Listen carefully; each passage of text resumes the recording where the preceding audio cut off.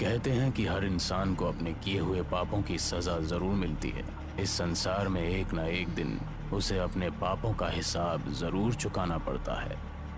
वो एक घना जंगल था। शरीर का खून जमा देने वाली ठंडी हवा चल रही थी।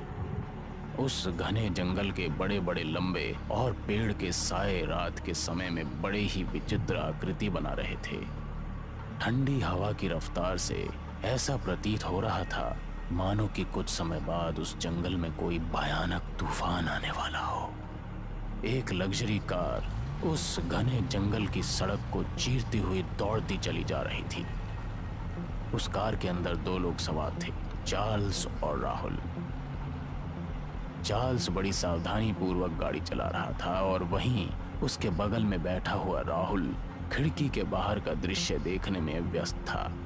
वैसे तो राहुल एक बहुत ही बहादुर किस्म का व्यक्ति था, मगर इस समय उसके चेहरे पर डर के साए साफ साफ दिखाई दे रहे थे। वो चार्ल्स को इशारे से बार बार बोल रहा था कि गाड़ी को और ज्यादा तेज चलाए।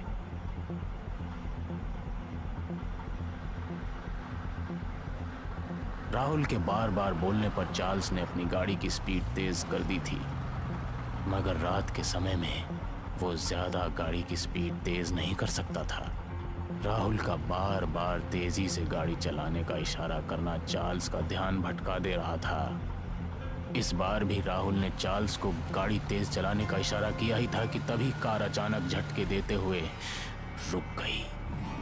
चार्ल्स को ऐसा लगा मानो किसी अदृश्य शक्ति ने उसकी कार के स्पीड ब्रेक लगा दिए हों।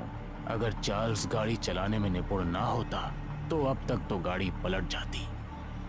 गाड़ी के अचानक इस तरह रुकने से चार्ल्स और राहुल बाहर निकल कर आए। उन दोनों ने देखा कि गाड़ी के चारों टायर फटे हुए थे। कड़कती हुई सर्दी में भी उनके माथे से पसीने की बूंद टपकने लगी। वो दोनों कार के चारों टायरों को हैरत भरी नजरों से देख रहे थे, मानो कि उन्हें विश्वास ही नहीं हो रहा था कि एक साथ गाड़ी के चारों टायर कैसे पंचर हो सकते हैं, जबकि रोड बिल्कुल साफ और चिकना पड़ा था।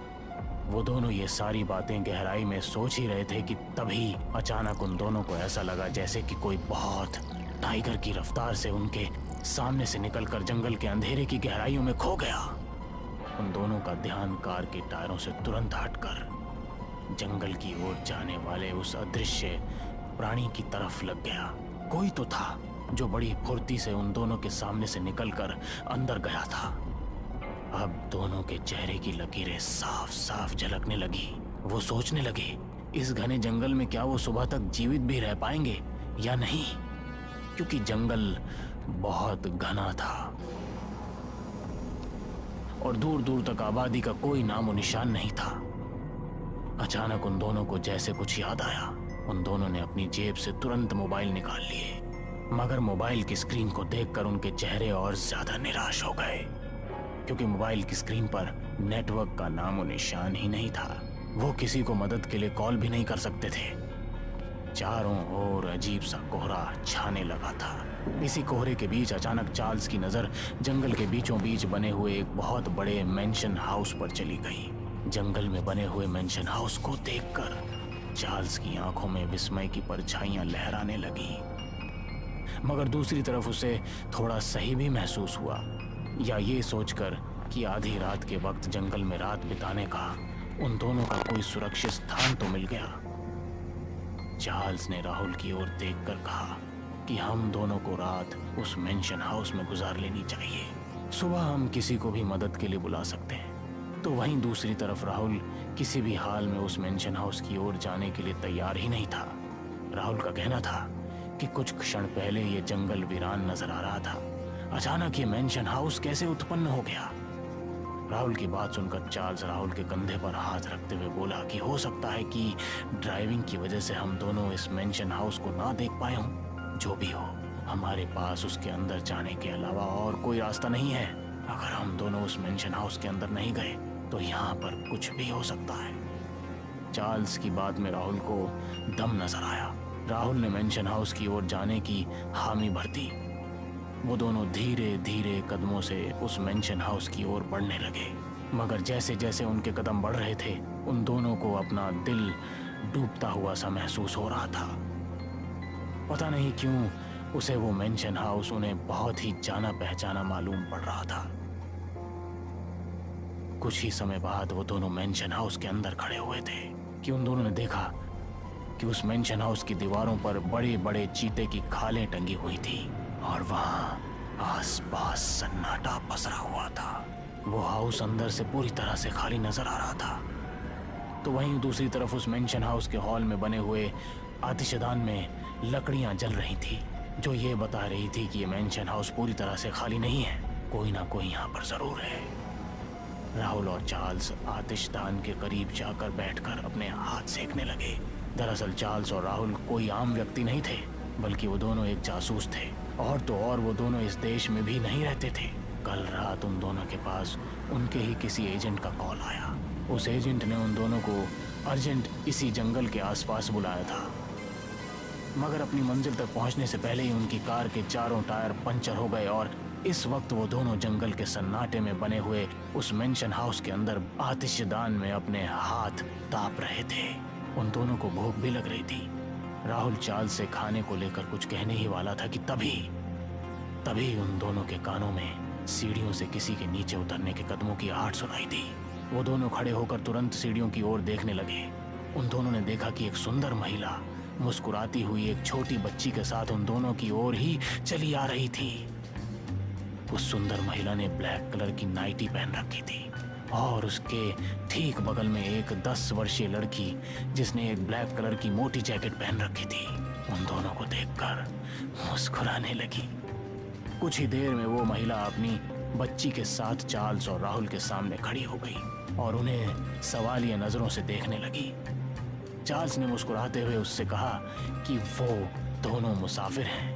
अचानक रास्ते में उनकी कार खराब हो गई। सर्दी और जानवरों से बचने के लिए वो दोनों इस मेंशन हाउस के अंदर चले आए। चार्ल्स की बात सुनकर वो सुंदर महिला बड़े ही अजीब रहस्यमयी अंदाज में मुस्कुराती हुई बोली कि तुम दोनों ने अच्छा काम किया, हमें एक दूसरे की मदद करनी चाहिए। राहुल ने उस महिला को बताया कि उन दोनों को बहुत तेज भूख लगी है। राहुल की बात सुनकर उस सुंदर महिला ने सामने की ओर इशारा कर दिया और उन दोनों ने देखा कि उस हॉल में एक बड़ी सी डाइनिंग टेबल सजी हुई रखी है। वो दोनों समझ गए कि वो सुंदर महिला उन दोनों को भोजन करने का निमंत्रण दे रही है।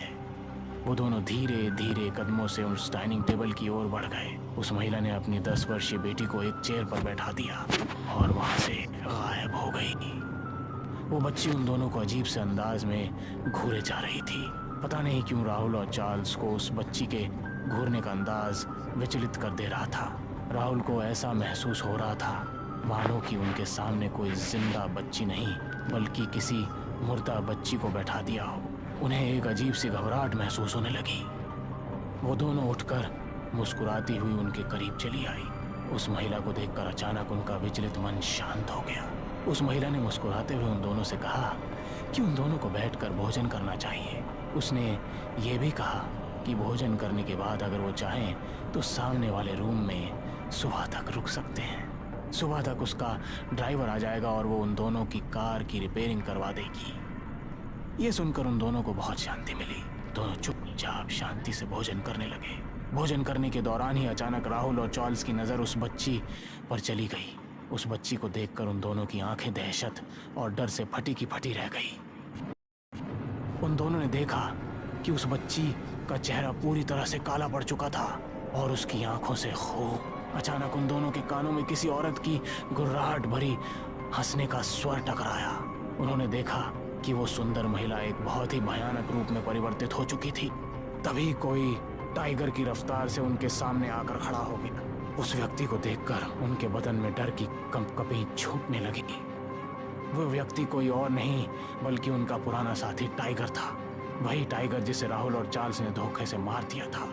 राहुल और चार्ल्स ने जैसे ही अब उस सुंदर महिला और उस बच्ची को देखा, उन्होंने देखा अब उनके सामने उनके भयानक चेहरे टाइगर के कि पति पत्नी और बच्ची के रूप में परिवर्तित हो गए। ये देखकर उनके होश उड़ गए। राहुल और चार्ल्स अविश्वास भरी नजरों से टाइगर की ओर देखे जा रहे थे। टाइगर को अपने सामने देखकर चार्ल्स और राहुल चीखते हुए बोले कि ऐसा कैसे हो सकता है?